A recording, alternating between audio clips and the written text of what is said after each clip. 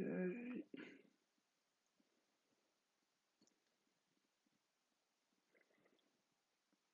Let's wait a few more moments.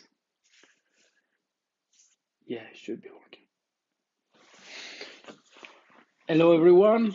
Good afternoon. I'm gonna wait a little bit longer. In the meantime, I'm gonna thank you for being here with me for this hour, and thank you to who is watching this later on. Thank you, Bridges of Light, and thank you, Life.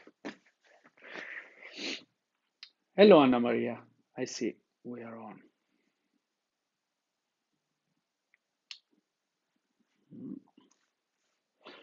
Today, we are going to be talking about, as always, about whatever comes up, but we'll start by talking about responsibility. Hello, Sylvia. Welcome. How are you? Yes, we will talk about responsibility. Um,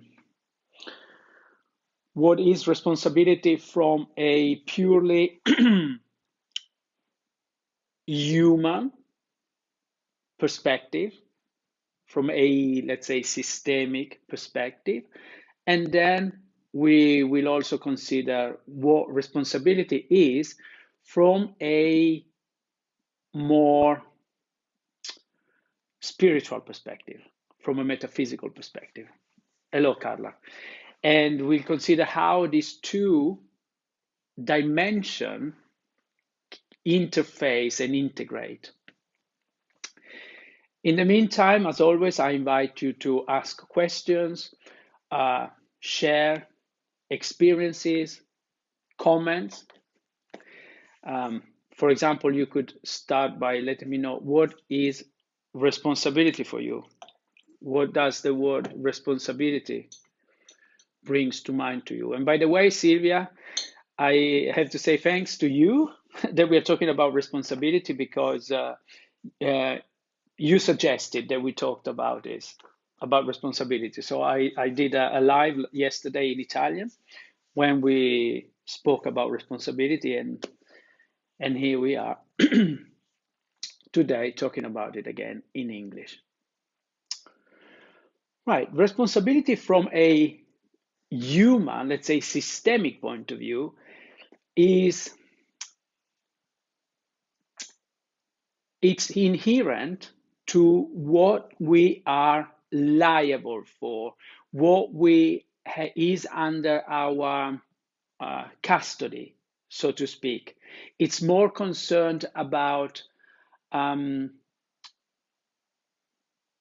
yes, who we are liable for. For example, a parent is responsible for the well-being of the children, or the caretaker of whoever is under 18 years old. Okay, so it's their responsibility, somebody else's well-being.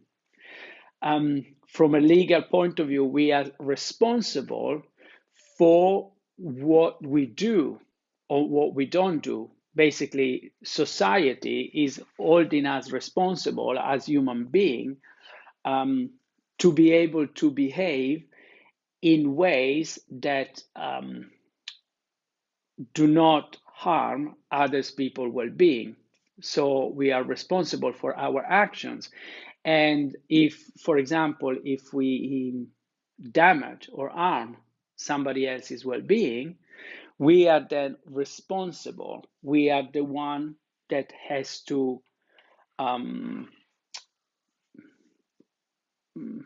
justify, yes, himself for behaved in a certain way. And of course, then the big question mark is how much are we responsible for, especially, for example, when we are talking about families. For example, parents normally ask, how much am I, or where does my responsibility stops in regards to my children? Well, as long as the children are taken care of, so they have all they need to provide them a good standard of living. When it comes to becoming responsible for whatever they can choose as individuals, it is healthier to allow them to be responsible for themselves. In other words, whenever, and I'm giving you the example now about the parent and the child, although the same dynamic works in any human interactions. Whenever we feel responsible for the well-being of someone else, and that means that we choose instead of someone else, we then, yes, become responsible for them, although we deprive them of the ability or the possibility to be responsible for themselves. So in that way, we do not give them responsibility and we take it from there. But when we take responsibility from somebody else, we don't let them be responsible for their choices. We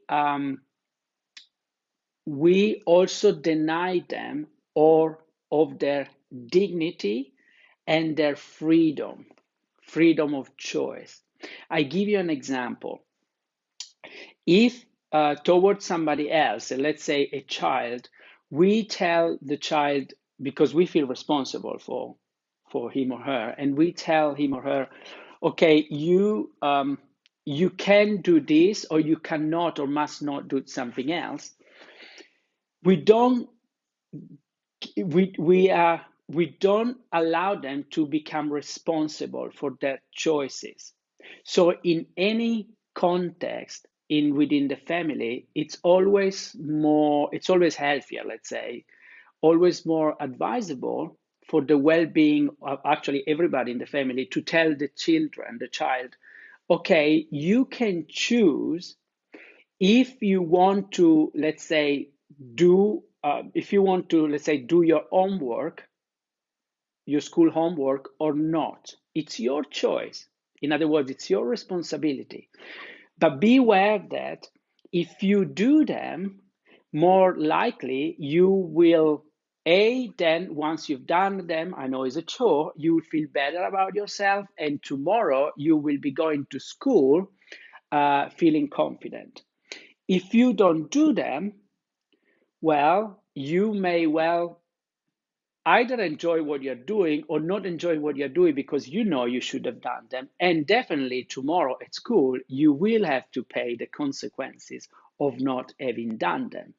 Okay? In this way, we give the responsibility of their actions to the children, but we also give them the freedom to choose. Okay?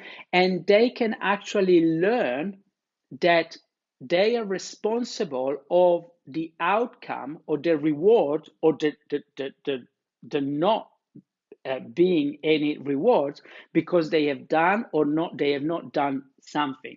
Although the ball is on their court, they can choose.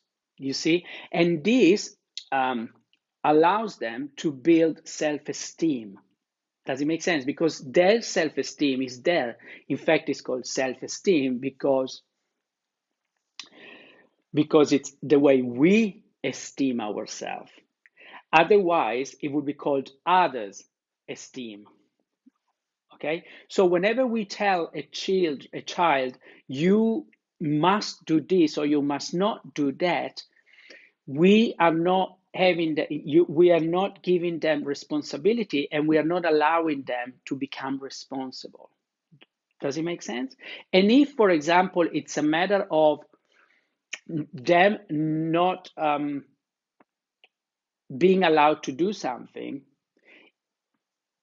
we could be saying, okay, if you do whatever you want to do, let's say if you want to go out and I told you not to go out, be aware that then when you come back, you won't be allowed to do this, that, and the other. Okay, if we agreed before that you couldn't go out, you see, but it's not an imposition. We give the responsibility or the action and their consequences to the child. So we give them, we have them to become responsible for it. Okay, and this is when it's in a educational setting, so to speak. On a more personal setting, like Sylvia, you wrote, I feel responsible for the joy that there is in my life. And yes, this is actually the only probably and the highest responsibility that we have.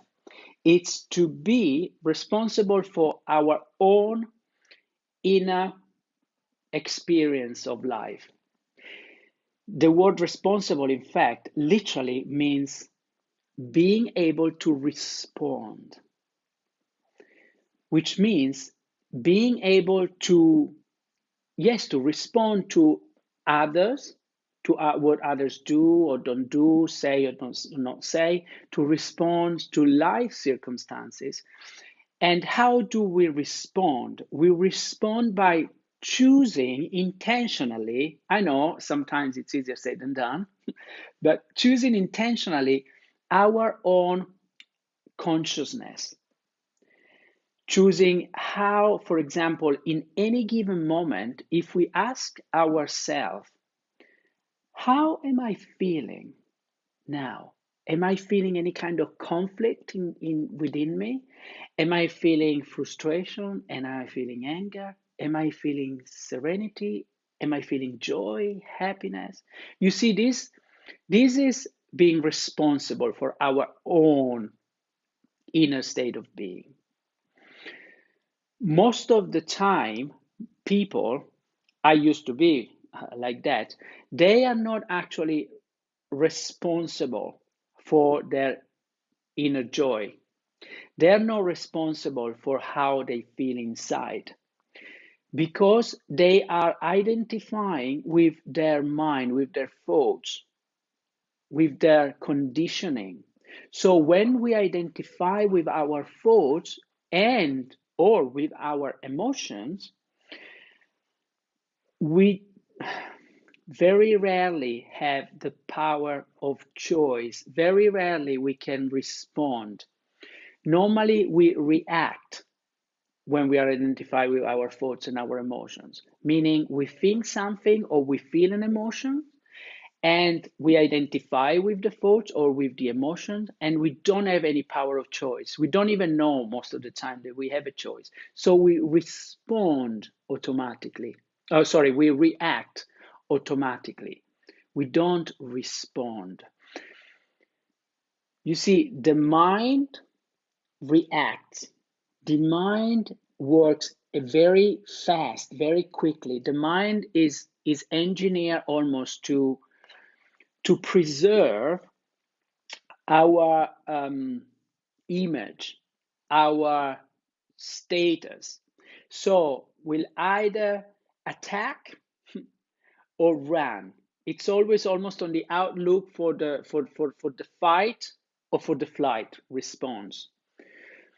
So it reacts to outside stimulus unless and until we have a enlightened mind, meaning when our, and this is the mind, it react, but then our being, and this is the human part of us, I consider it to be, because we are human beings. So the human conditioned, educated part of us, which is inherent or our conditioning in our mind, normally reacts.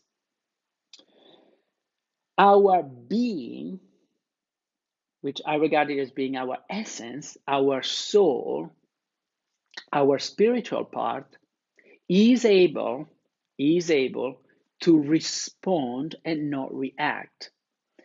Meaning is able to take control and choose something different than the automatic which implies no responsibility, automatic reaction that the mind would undergo. And it would make an assessment of what is most appropriate in that moment in time to respond. What is the most appropriate response? And then here is when people normally ask, oh my gosh, but then what is, how do we know what is the most appropriate way to respond to anything in life? It's very simple. If there is inner peace, serenity, and maybe even joy, love, and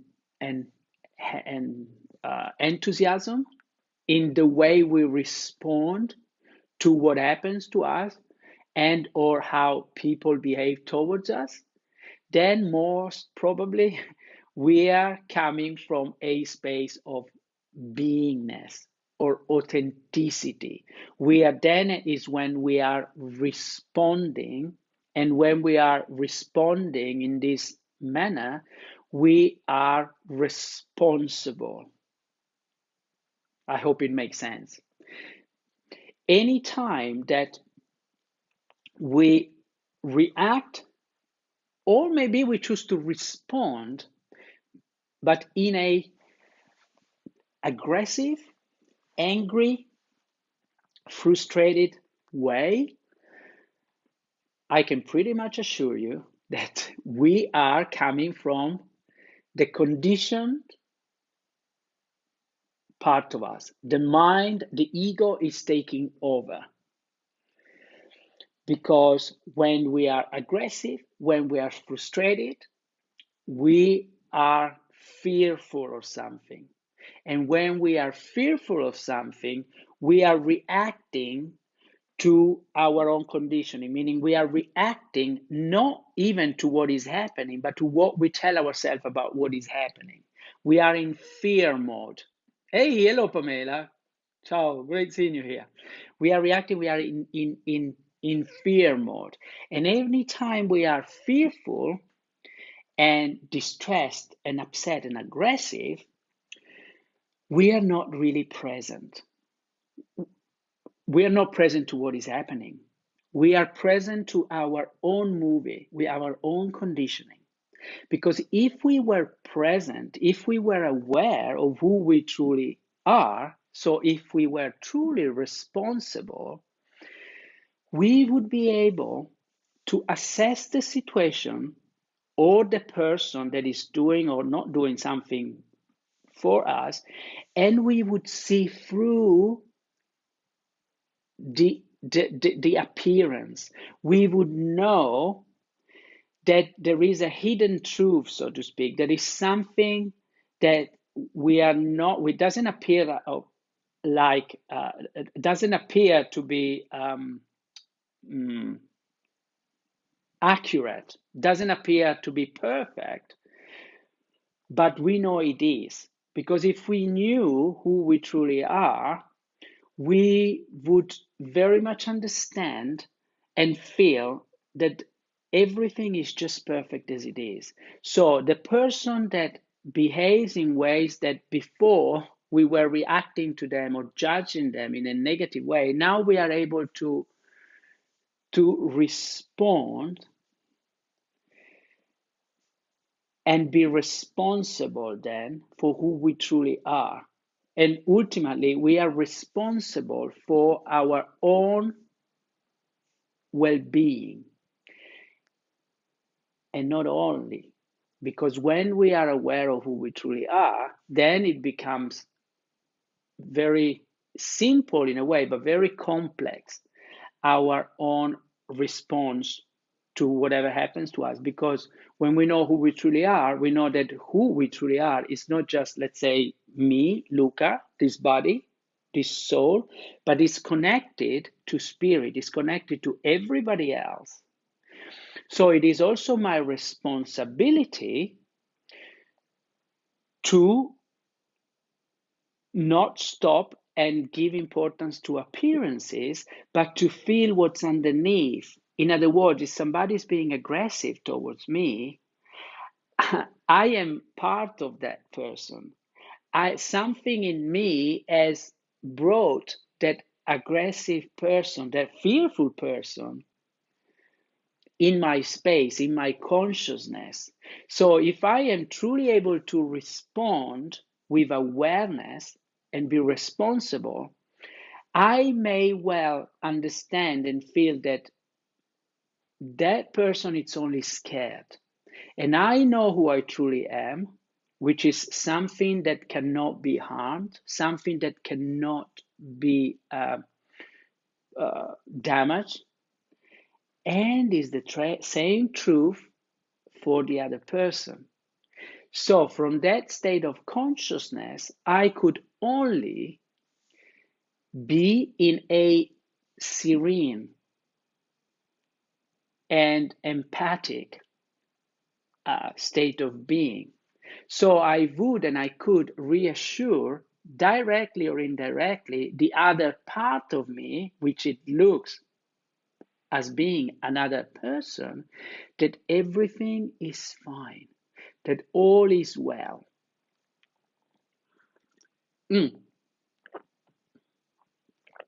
And Sylvia just wrote, I think, the example of what I'm talking about. She's writing, sometimes when I don't know how it's better to respond, I smile and wait. Well, Sylvia, this is according to me, it's a wonderfully appropriate way of responding, because exactly our own conditioned, trained, educated human mind may not know exactly what is the best response in that particular instant. Although a genuine smile and patience, it's definitely going to pave the ground for anything else but an empathic response. In other words, the person, if somebody else is involved in this transaction, can feel truly seen and welcomed. And when somebody is feeling seen, heard, and welcomed, even if they may have been scared, so if they're scared, they may have behaved and looked, not that they were behaved and looked as being aggressive, they can feel that there's no need for them to be afraid. So there's no need also to be aggressive. And they may start feeling at ease. And when they start feeling at ease, we have gained time. We have we made them feel welcome, get them time to relax, and then they will definitely give us some more information, so we know then. So even our educated, trained, conditioned mind then will be able to understand and know what is the appropriate way to respond, what we can tell or not tell that person. You see, does it make sense? Thank you so much, Sylvia, for this example. This is to say that, and this is a wonderful example, I think, of how the human and human being, both parts of ourself, can work in unison. Meaning, our mind, our ego, doesn't need to know the answers. In fact, most of the time, we don't know the answers. Most of the time, we don't know what is appropriate. because it's really difficult to know on a logical way, on a conscious way, what is most appropriate, especially if somebody else is involved. Although our being, our essence, knows inherently, meaning without even having it learned, knows intuitively that if we just look, observe, just for the sake of observing and with curiosity, then things will unfold appropriately, and then we will know how to respond. And then if we do this, we are then being responsible. We are then able to respond. Then we know ourselves as being responsible being. But if we don't do this, if we don't take time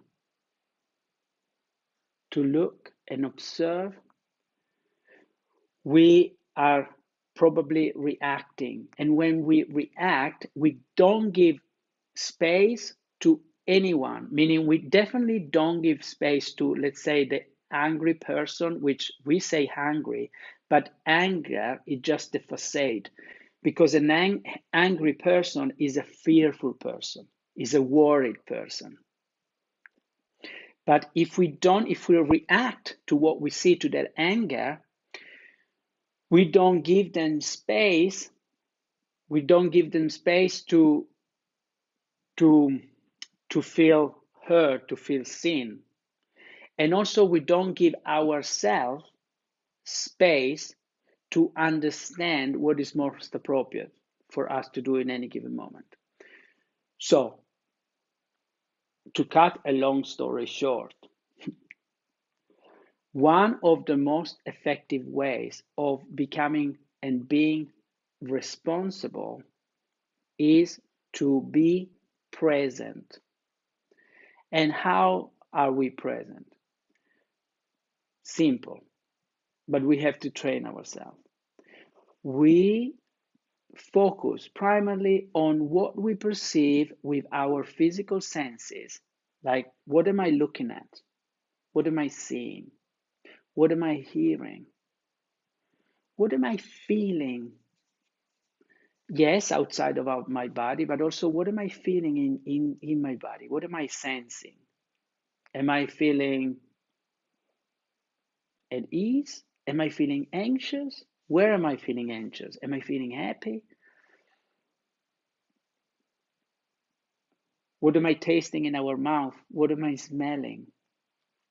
And when we are dealing with other people, or even facing any kind of situation where people are not involved, if we train ourselves to be present to our body, to how our body feels, the emotions we feel,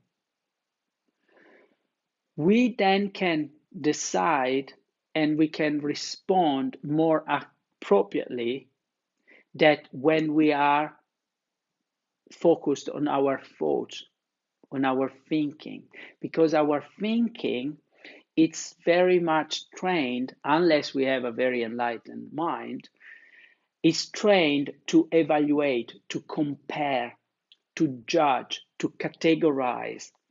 And all these processes, they do not allow us to be truly present. And when we are not present, we cannot respond. We react. When we are in our mind, we react. When we are in our body, according to how we feel, if nothing else, we honor how we feel instead of what we think. If we were always honoring what we feel, most probably our lives would make sense. Often our life doesn't make sense because we don't know how we feel, because we are not focusing on our senses. So because we are not used to focused on our senses, our life doesn't make sense. In fact, sometimes people say, my life doesn't make sense. Yes, and it's true. Life does not make sense if we are in our mind, in our concept, in our thoughts. It will start making sense when we focus primarily on what we perceive with our senses. Then our life will make sense. It's very simple. Although, if we are not used to, and most of us in the Western world, hello, Graziella, in the Western world, most of us, we are not used to being in our body. Nobody is at home. Our body is it is our temple because it's what houses our being. But here we've been educated in the Western world to think. You should think, use your head, use your head, use your head. And so we are so used to being in our head, but our head is just made of thoughts, concepts. It's okay. But now we can intentionally choose to be more and primarily in our body. Do it now with me. Simply choose to feel your body from the inside. You may straight away become aware of all your body as being a kind of energy field. You may feeling tingling, or you may just feel yourself. It's a kind of, there's not really any word that can describe the undescribable because it's a feeling. Although you're aware of yourself. Or if it's easier for you, let's do it together. Let's focus our self first in our hands. So feel both of your hands. You see, as I say that, I can literally feel my hands vibrating. And now we expand these sensations all over our body. From my hands, now I expand it to my wrists. Then we go all our forearm to our elbows. Then from our elbows also to our shoulders. So now we feel both our arms. Then the sensation spreads on our chest, then on our neck, then up in our head as well. Then we expand this feeling, this sensation, this awareness down from our head, our neck, our chest, down to our belly, our stomach, our back, then down to our hips, our waist, then down from there to our thighs, then to our knees, then down to our calf, our ankles, our feet. Now I am literally feeling all my body vibrating. Okay, if you are feeling the same, now you are at home. You are at home. Now, keeping these sensations, we also focus more than what we were focusing before, or what we perceive with our eyes. We look at everything as if it was the first time we look at anything. Wherever you are, not if you're driving. Well, if you're driving, look at the road. But let's say if you're at home, look around you and see if you can notice something that was there before, but you hadn't really paid attention to.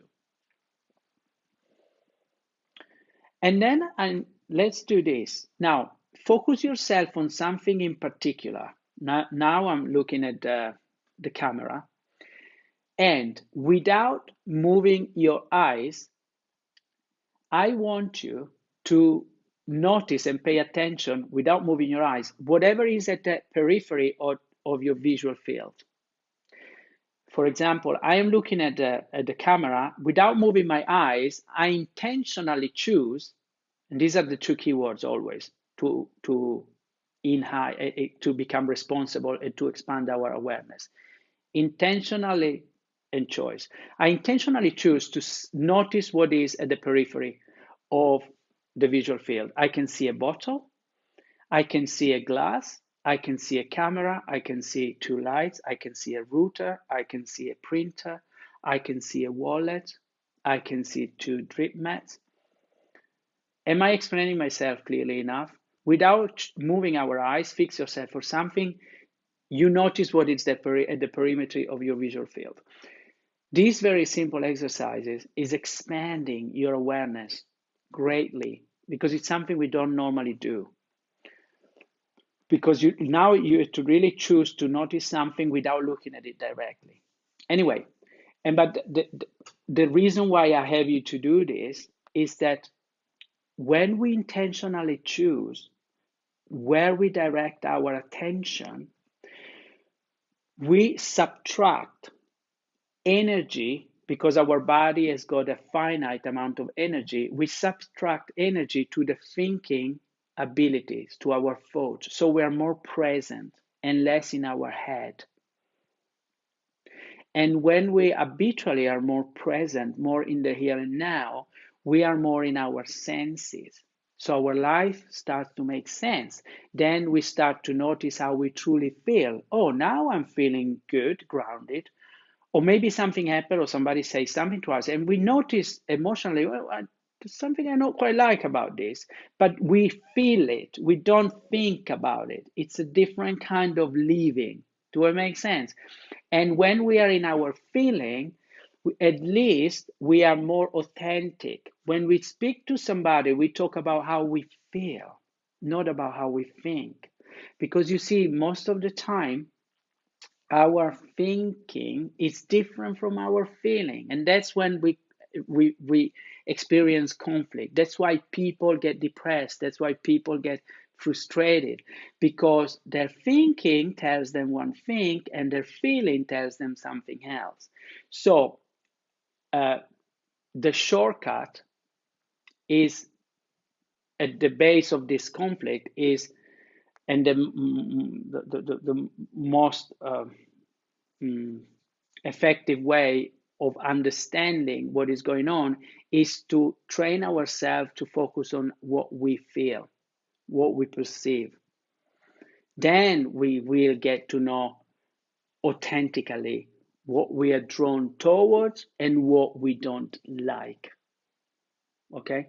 But we have to be in our body.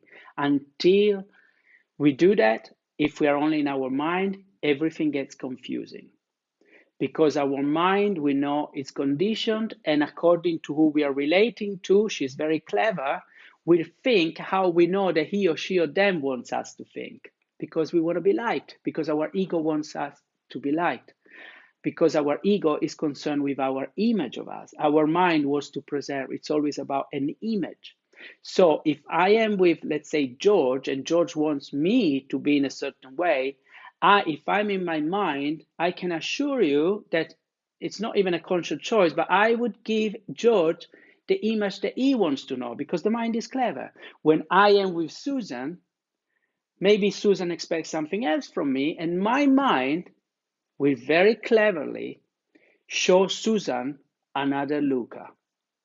And the same with Paula, David, or with another group of people. Because this is how the mind works. It's concerned about my image of myself in regard to something else. It's all about objects. Which objects are there in my mind? But when we focus on our body, our senses, it's not about objects. It's about people. It's about me organically. It's about how I feel. I am a being. I'm not a concept. Do I make sense? And when I am aware and concerned that I am a being, and this is the highest of spirituality, I think. Spirituality is being in the body.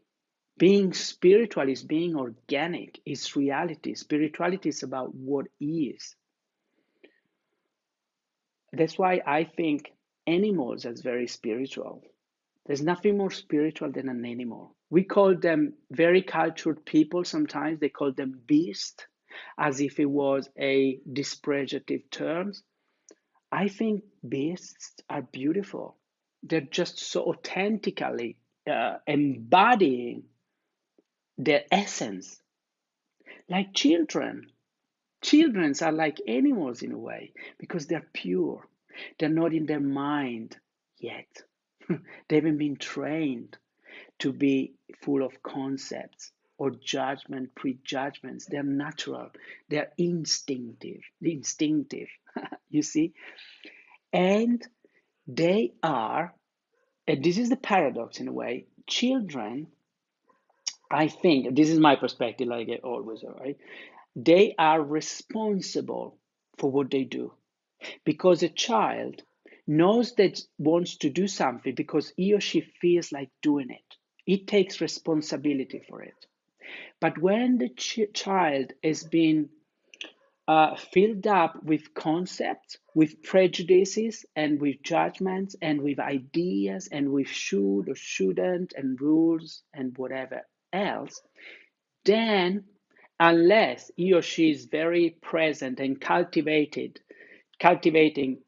his or her state of presence and being in his or her senses, he or she may not be responsible anymore for his or her life because their conditioning will take over. And the conditioning is then responsible for how they live their life.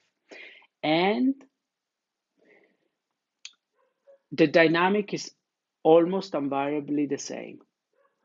We suffer, people suffer, because the human condition trained mind part of us, full of should or shouldn't, rules and regulation, would like, tell us that we should behave in a certain way, but our essence, our authentic part, our soul, wish to express itself in a different way.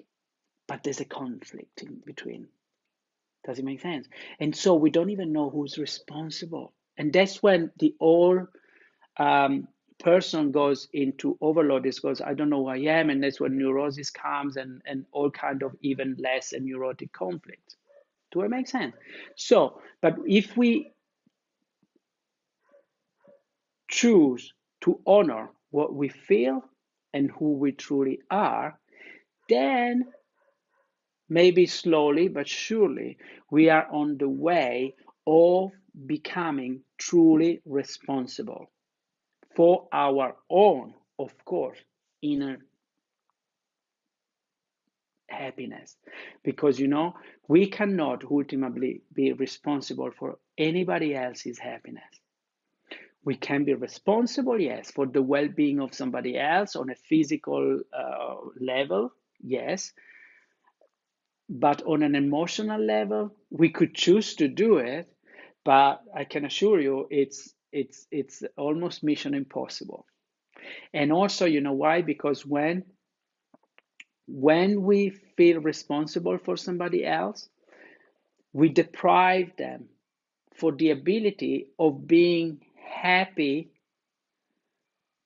by themselves. In other words, we are telling them, you are not enough. You are happy, you are whole because I am in your life. But otherwise, you wouldn't be happy. But you know what? There's a beautiful romantic um, perspective, but it's not the reality. Because the reality is that we can be whole and happy and joyful. And this is our to be responsible for who we truly are. This is what embodying our true essence and being a true spiritual being, having a human experience means. Knowing that, yes, I love you. Yes, I can give you more than what you have, but not because I'm responsible of you or your happiness, just because I like doing this.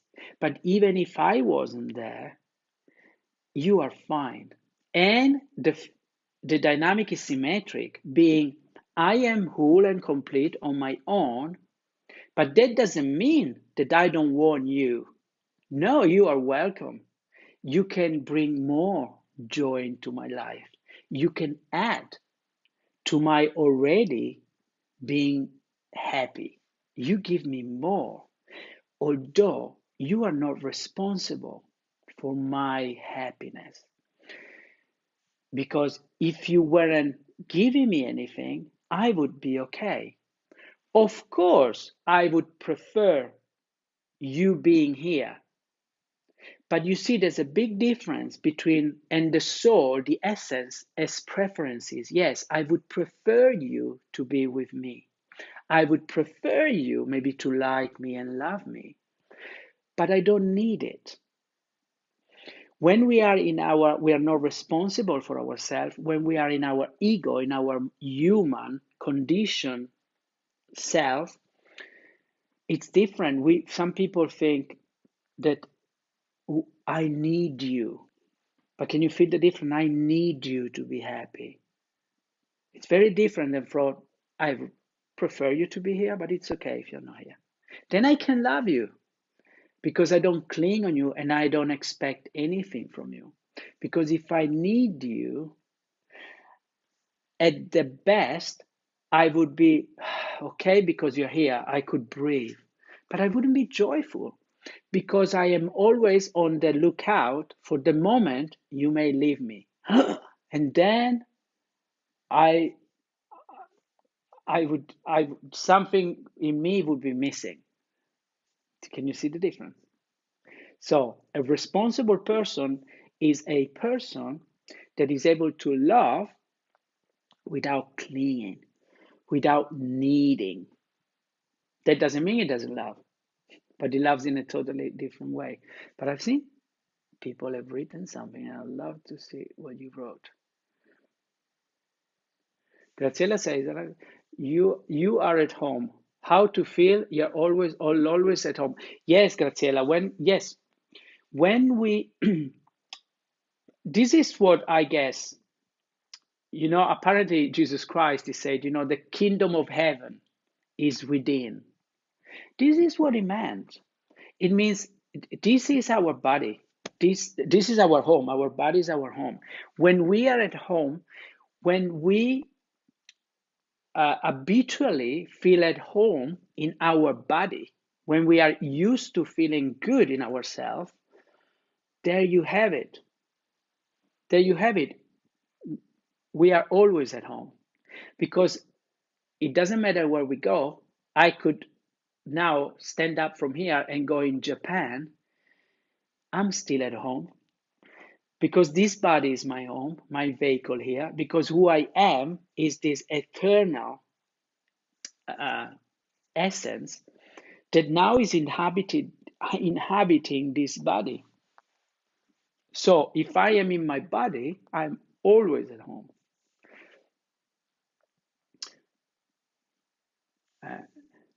I feel responsible for too many things, but I forget about myself.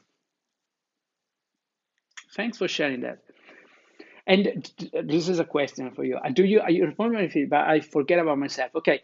Do you mean you forget about yourself and you are happy about it? Meaning you're responsible for many things and you forget about yourself, but is this enjoyable for you or not? This is my question. This forgetting of yourself, is it something that you experience it as a joyful state of being, or as if you would prefer not to forget about yourself? And then Stella says, how do I learn to listen to myself without hurting the others? They are so used to another me. Good one. Okay, yes, thank you for this question. Yes, this is when it may become a challenge. When we listen to ourselves, what we feel, what we like, what we don't like, and sometimes to honor what we like and what we don't like, if we are not used to do it, if we are used to following our mind, meaning if we were following what I should be doing or not doing, then we may want to behave differently. Yes.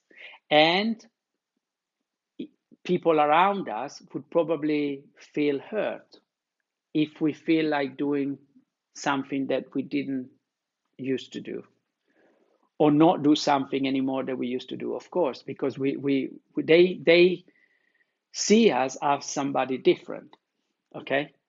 But the question is, who is the real you? Who is the real me? Was it the one before, that was living from a state of I should do this or I shouldn't do that?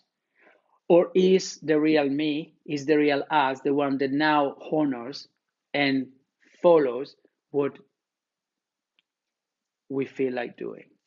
You see, I think this is the determining question, or the answer to this question is what is determining if we are going towards something that is appropriate or not.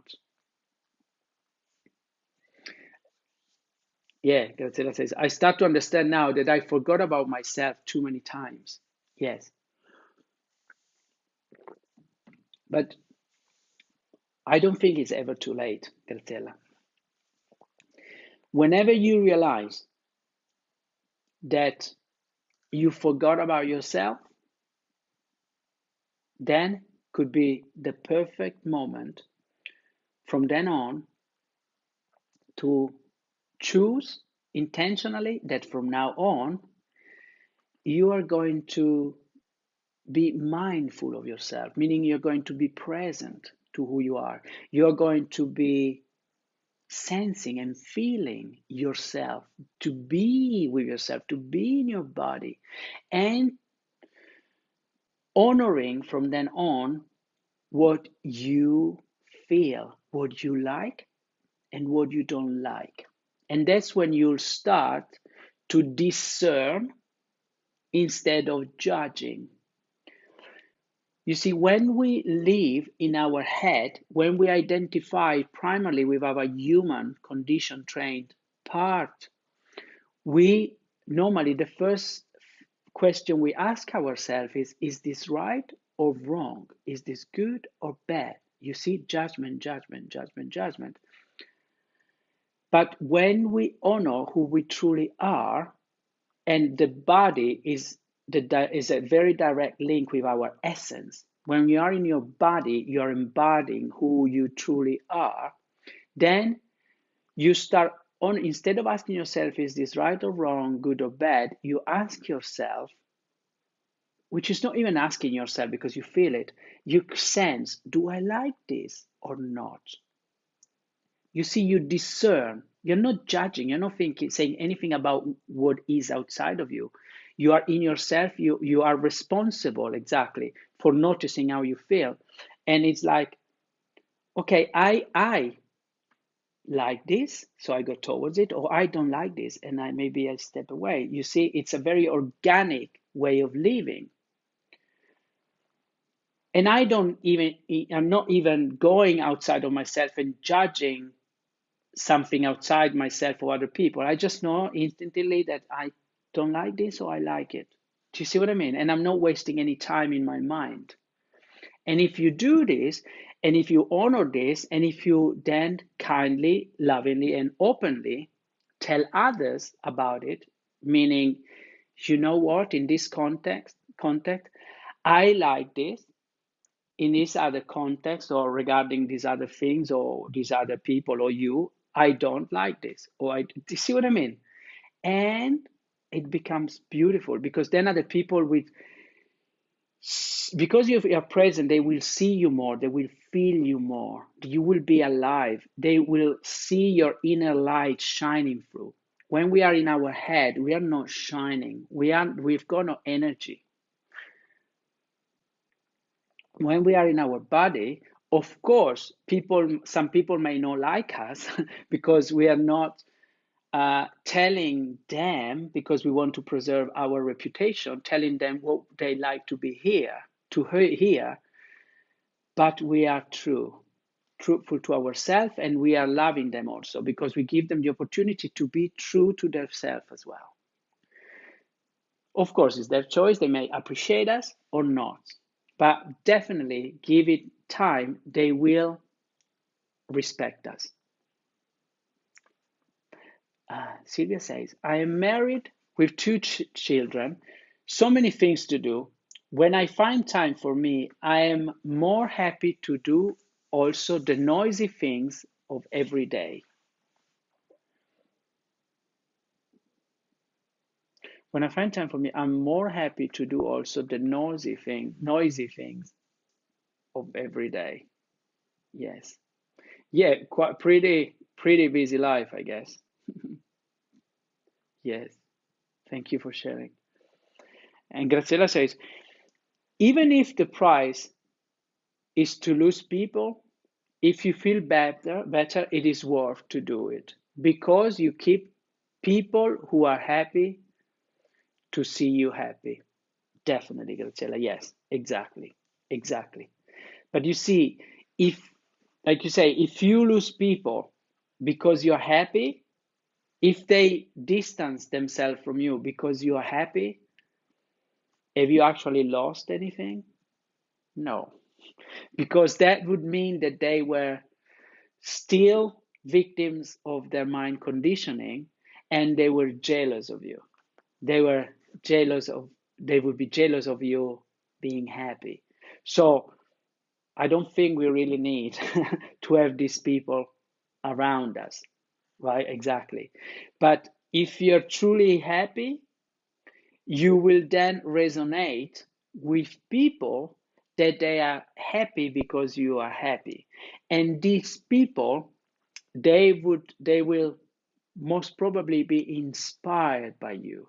You see, they, because for you being responsible for your well-being would allow them as well to be responsible for their well-being. See, there's a very unspoken but very real and unseen symmetry in between how we are and,